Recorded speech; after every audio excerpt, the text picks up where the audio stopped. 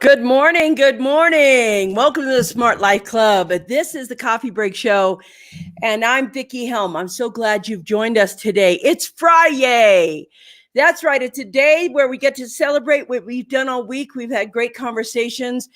What is the Coffee Break Show? It's just a coffee break. We hang out, we share insights, we share motivation, we have fun, we have a conversation. Everybody gets to talk. We have a great day, and then we just go back and talk and live our lives. That's what the Coffee Break Show is for. We want to share insights and inspiration and motivation. We want to have some smart conversations about the things that are important to us in our world and our life. And that's what we do on the Coffee Break Show. And this week we've been talking about preparedness. We're looking at the earthquakes in Puerto Rico. We're looking at the fires in Australia that have been ravaging the world and talking about those things that we need to have in place to be prepared and what we can do about that. And we've had tons of insights from our listeners. Our listeners have been sharing all kinds of things. Listen, if you're new to the show, I just want to welcome you and ask you to put your name down below or on the side, wherever you see it. Good morning. It's Friday. It's Friday. And if you're watching this after the show has been on, you're watching the replay, do me a favor and put hashtag replay in the below, so I know that you were there, and say thank you for that. Today is an important day. Today, somebody asked me, what do you do when you lose it all? And I'm like thinking about these events in the world where people have lost it all, where they've lost all of their home to flooding or fire. Last year or the year before, we watched a lot of our friends in California lose their homes in some of the richest neighborhoods. Good morning, Scott. Nice to see you on, buddy. In some of the richest neighborhoods in the world, and they had to rebuild everything. And so today's conversation is, what do you do when you lose it all? Because here we are with fires in Australia. And here we are with earthquakes in Puerto Rico where they've lost everything. How have they lost everything? You know, it's interesting because yesterday we talked about fitness. My hair is crazy today. We talked about fitness. And when we talked about fitness yesterday, we talked about the ability to go on. And hey, Donnie, nice to see you on, buddy. We talked about the ability to go on and make a difference in the world and continue because we had enough oomph to get it there. Hey, Brandon, good afternoon from the East Coast. Nice to see you. So what exactly happens when we get to the point where we've lost it all? Look at my hair is just absolutely insane today. You stay over there. There you go. Unruly hair. So what happened is I thought about that because there has been times in my life where I've lost everything. I've lost everything and had to rebuild, but I didn't lose everything and have to rebuild systems, like wait for them to put electricity up or wait for them to, get the floodwaters to recede. I've lost everything in really good circumstance and been able to rebuild them. Good morning, Facebook user. I'm not sure who you are. I just want to say good morning and hello. And I'm going to ask Karen or Robin or somebody to look down below. And there's a Facebook user, and I want to know who they are, except your hair. Yeah, that's right. Except my hair. So anyway, what I want to talk about today is, what systems do you have in place if you lose everything? And I want to talk about this in a certain way. Like when Harvey came along, Hurricane Harvey, or any flood, and you live and work and have your life in one place. You live, you work, and you have your life in one place. This is my town, my community, my everything. That's my post office, my gas station, my bank. That's the McDonald's my grandkids and I go to, or my kids and I go to, whatever it is. My life is there. And if your whole life is underwater, all of your life is gone. Now what do you do? So the saving grace that I have is that I have online money sources. And when I say online money sources, I could be under the flood, but my businesses are still making me money. So I have an exit plan. I'm not stuck in one place waiting for FEMA to come and help me.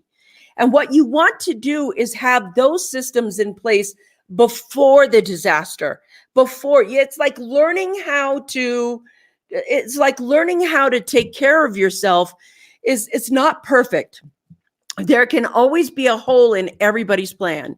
And so I want to talk to you about like one of those holes in the plan. Everything can go right. Yesterday, Robin and I remembered an experience that we went through where we had built affiliate businesses and we bid into the Amazon dream. So I had an Amazon KDP account and I was an affiliate of Amazon, and we did Amazon FBA, and we had a beautiful, amazing beginning incomes coming in per month. And we had 3 cash flows coming in, and it was all under Amazon, one thing. And that was my first mistake. Now I diversify. I don't ever do just one whole thing. I've always diversified. But what happened was that the state of Colorado, which is where I live, the state of Colorado in the United States, what ended up happening was that state was one of the first states that decided to charge sales tax for people who sold things on Amazon in Colorado.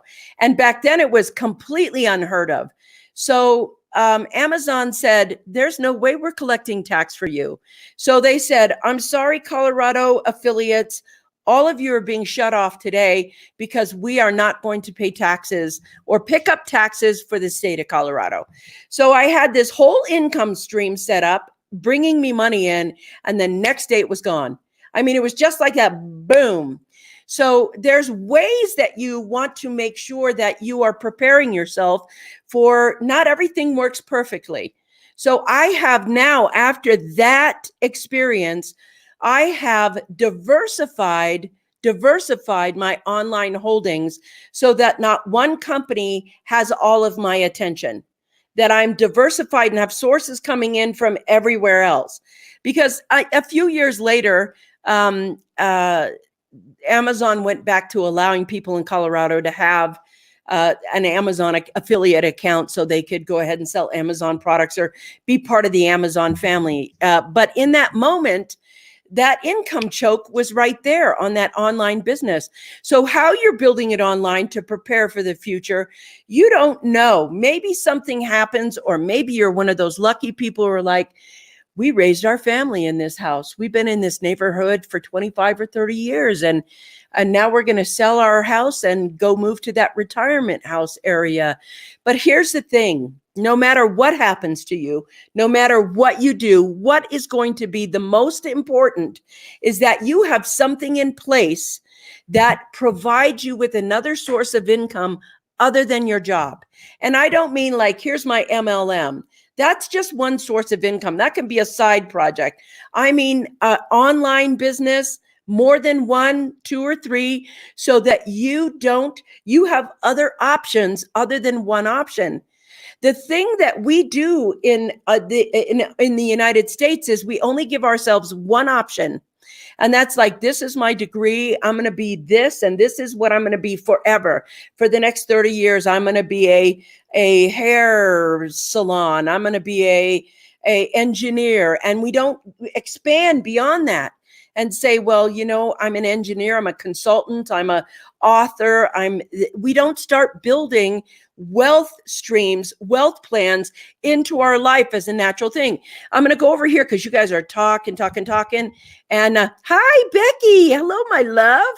It's you. Of course it is. Thank you. I just want to go back up here and read. Our listeners are brilliant. We love when you contribute. It deepens the conversation. Yes, it does deepen the conversation. Good morning from Robin. Good morning from Dawn. Good afternoon from Brandon. Good afternoon from a Facebook user that I now know is Becky. Don Gifford, accept your hair. I know my hair is wild today. I'm telling you, I'm going to have to scold it later. Let's see. Losing everything here is the detritus of life, not your mind, health, love. It helps you put it in perspective. Yes. We have committed to Amazon to be captive authors, meaning Vickie was written. I don't know. Vickie was writing ebooks for only KDP. That's true. When they first came out, back in the early 2000s with my very, very, very, very first book. Amazon came on and asked, and at the time it seemed really great for me to write ebooks for them, and I had to be captured to them, and that I couldn't write ebooks for anyone else. I couldn't write for Barnes and Noble or Borders or Goodreads or anything else, just Kindle.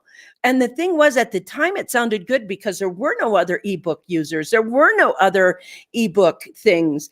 Becky is saying, good morning. Hi. Good morning, Vickie. Good morning, Robin. Good morning, Lori and Clay. Nice to see you on. So Brandon says the flood of depression is extremely difficult to get through, but it's important to have a plan in place that will help you get through it. Yes, planning ahead of time does help. So practicing ahead of time does help too.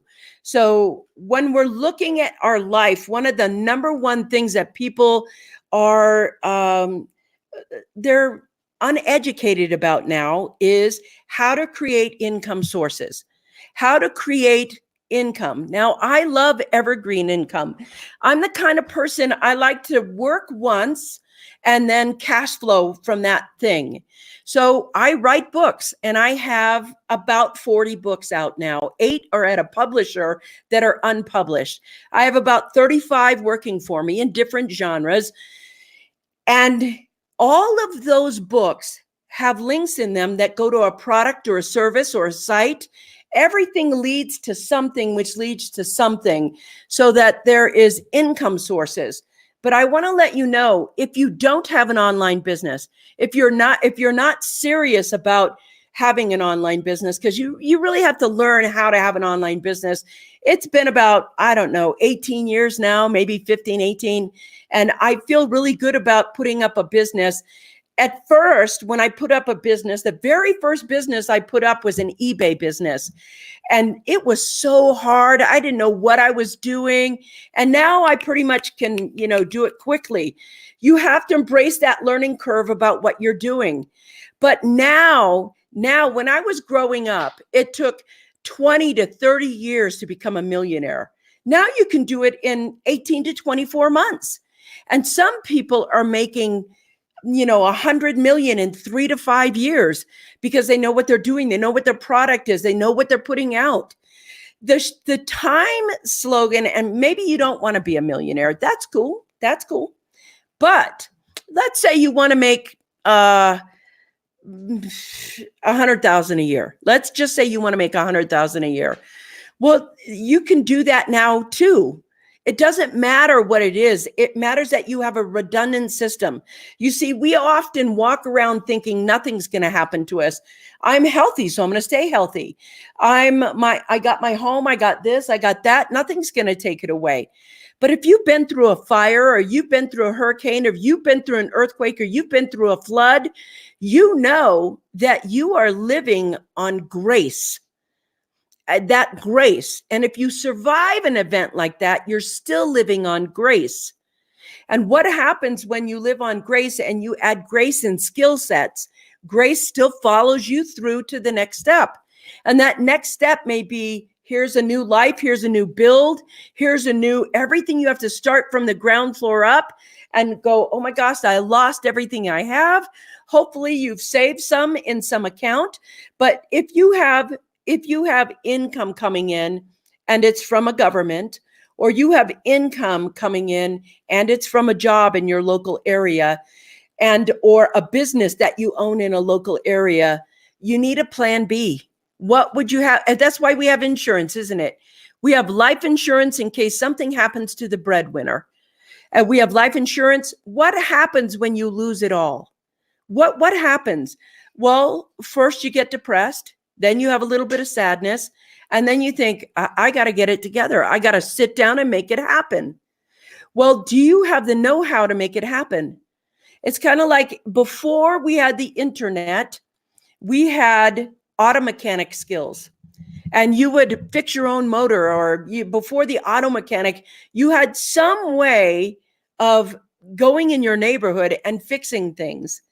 The internet's like a new world. It's a new world. It's its own It's its own kind of ethereal world where we can build and create houses over. There's real estate, there's assets to build, there's things that you can do on the internet that will help you shore up some extra income. Okay, so maybe you don't become a millionaire. Maybe you're like, oh, I make about $3,000 a month on the internet. Well, that's something. That's still a backup plan. It'll still buy you airline flights out of where you are right there, or it'll buy you transportation out of the situation to somewhere else. It's still another plan B. To me, the insurance of having an online business helps me live with less stress. Excuse me. Hey, Karen, nice to see you on. I wondered. I'm glad you're here. Robin says she's been through a fire in the home and been evacuated 3 times due to forest fires. It's humbling. It makes it easy not to get attached to stuff. Yes, that's true. Not getting attached to stuff. Brandon says the concept of rebuilding goes towards life in general, not just a financial situation. You know what? I agree with that. I agree with that. There's a lot of times like you have a bad breakup and you have to rebuild your life after that. Brandon, I think I like this because I think what you might be saying, and correct me if I'm wrong, is that the ability to rebuild is just a skill set that needs to be a part of our life in general, not just financial situations. And you know what? I love that perspective. I didn't even think of it in that way. And I really got to say, I like that. Karen, howdy, everyone.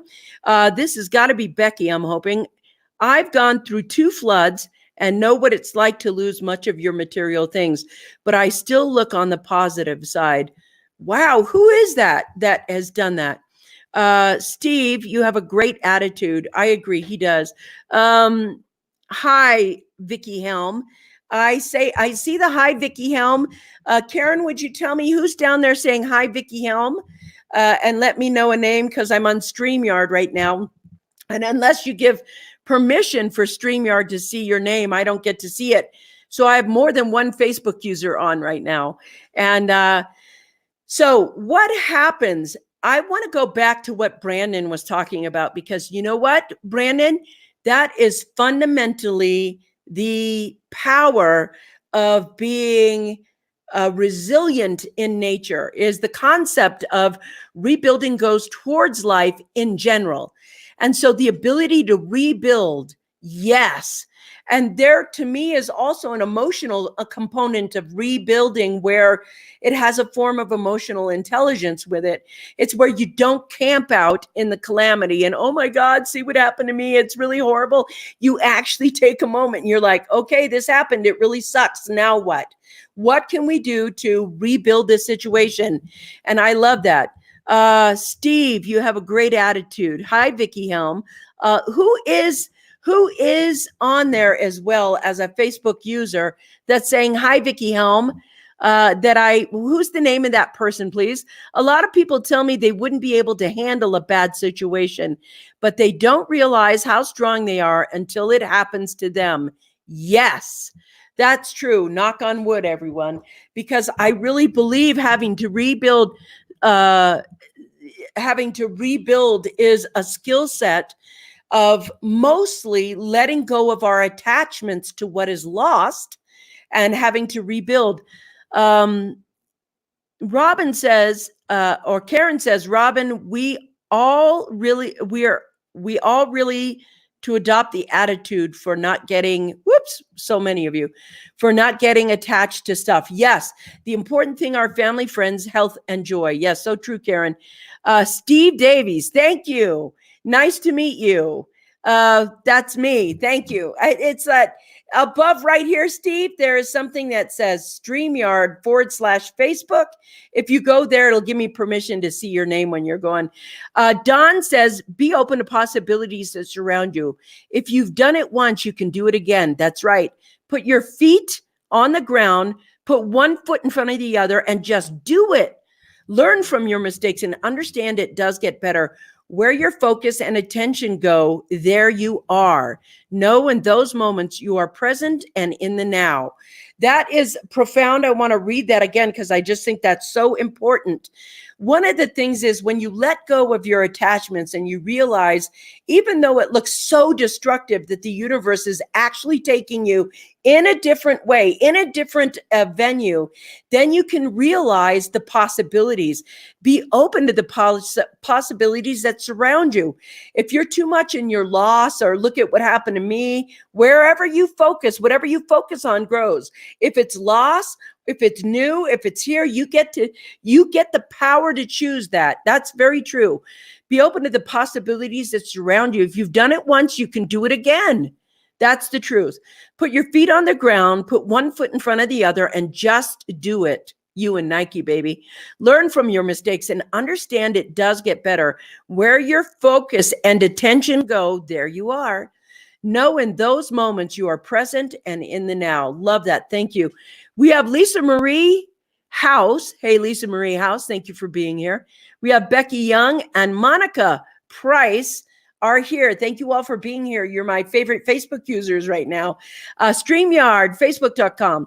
I have seen that happen in my personal life, and as an occupational therapist who specializes with spinal cord and traumatic brain injuries, no one can predict how they will manage after catastrophe, whether health, natural disaster, or the loss of a loved one. That's really true. That is really true. This is a dialogue, not a monologue. That's really true. Truth. So here's what I want to say. Being prepared. I want to go back to what Brandon said because I think it's so important. I now realize, and I thank Brandon for that insight, that real insight today. I now realize that ability to carry on, that being prepared, that having skill sets to move you forward in your life is a practice. It is a skill set to learn how to do that. What happens in our world is that we talk about it first in our mind, and there's only two things thoughts do. That's it. They either impair you or empower you. That's it. Your thinking in your mind is either going to impair your abilities or empower your abilities. That's it. That's the only two things they can do. And what you say to yourself is the piece that's going to create the outcome that you're having. And so when you do that, when you have impairing thoughts, you need to have empowering thoughts prepared to negate the effects of the impairing thoughts. And that one thing, if we can just get in our minds that it is a skill set right now, it's a skill set in life to be prepared that when these things happen, we now have fundamental things. Now, my online businesses, my online incomes, my sources of cash flow, those to me are insurance policies. Those to me are okay. If the insurance policy is built and it goes away, like it did with Amazon. I told you up front, I had these Amazon accounts and everything else, and I lived in Colorado, and Amazon said no to Colorado, and they cut it off, and all that income source that I made evaporated overnight. I had to get up in the morning and go, okay, what are we going to do to create another income flow? And the thing is, those income flows like that, all of them are nothing more than insurance policies for me. And then there are other things that we can do that shore up the possibility of being able to get through things in life. Now, I'm going to be honest with you, period. I know for a fact that any emergency I've been through can usually be solved with a $10,000 savings. Sometimes it can be solved with $1,000 to $3,000. Whatever problem it is, cash can usually solve the problem. So even if you have, hang on, time for a sip of coffee.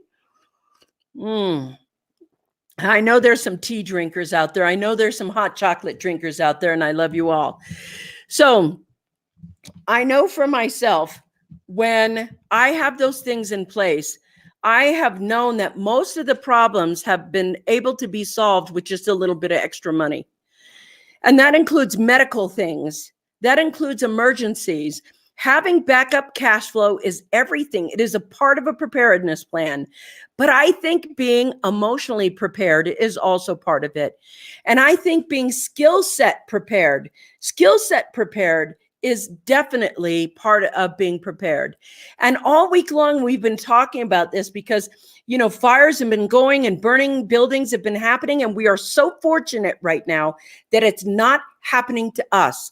We get to watch what happens right now, and we can learn from what happens right now. And I have a friend right now who is in Puerto Rico, has a 3-bedroom condo. And we don't know if the building is even still standing. We don't know what we don't know. But if you ever get to that place, what's your plan B? And how do you put plan B into place? And those are the things that I think going forward are going to be able to, they're important for everyone. So I want to read up here because there's a boatload of you talking right now, and I'm really digging this. Let's see. Truth. They are always stronger than they expect to be. That's true.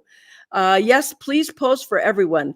Thinking impairs or empowers your abilities. Yes, that's it. Thinking will either impair your ability or empower your ability, and you get to choose what you want. Do you want to have empowering thoughts that help you manifest quicker, or impairing thoughts that help you feel victimized? Those are the practices we get to prepare ourselves using right now. Let's see. Preparedness is a skill set. I really like that. Brandon, I want to thank you for that. I think that's the insight of today. I think it's our quotable. Preparedness is a skill set.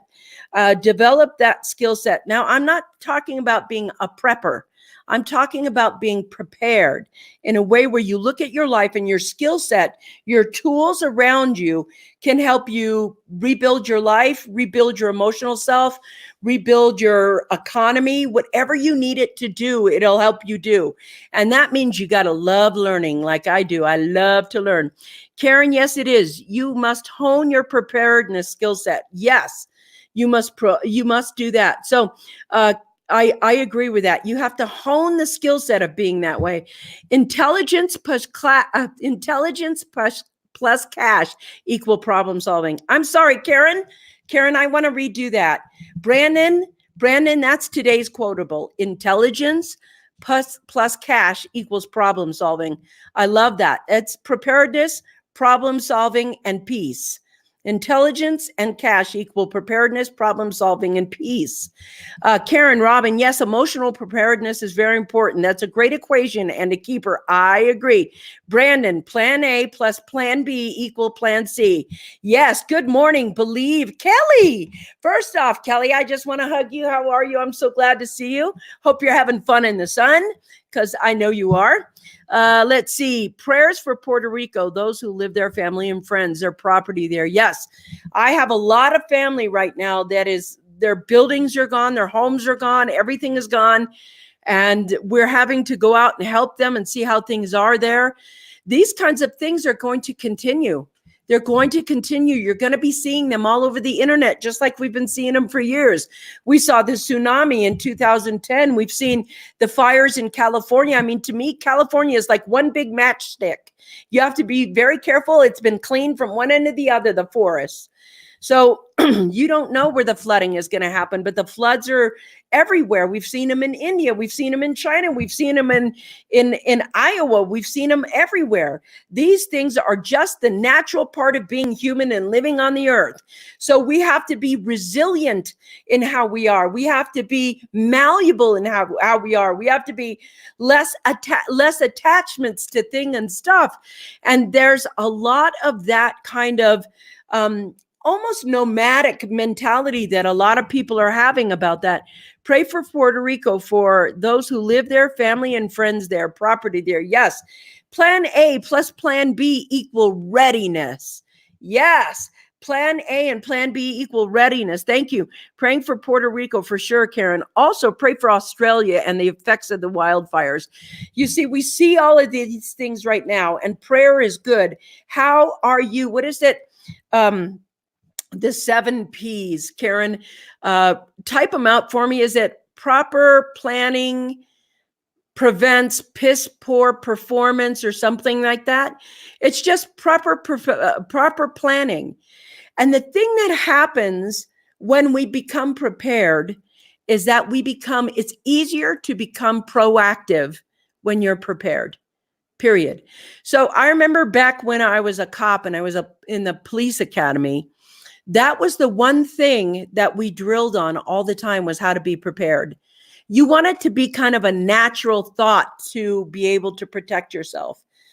And the last thing I'm going to talk about today is that Monday, it's the same bat time and the same bat channel. I want to thank everybody for dropping their jewels of wisdom into this group, having a conversation with such intelligent people, with such amazing information, helps everyone rise up, rise up. Yes, you can rise up alone, but it's hard and it's lonely and it doesn't feel good. When you rise up with a tribe and you rise up there, they can hold you accountable. They can be support. They can be funny friendship. You feel camaraderie. You feel love. Don't leave home without your tribe. Find your tribe, get in there and hold yourself accountable.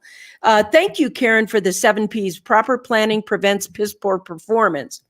That's the 7 P's. And that's why being prepared, plan A plus plan B equal readiness.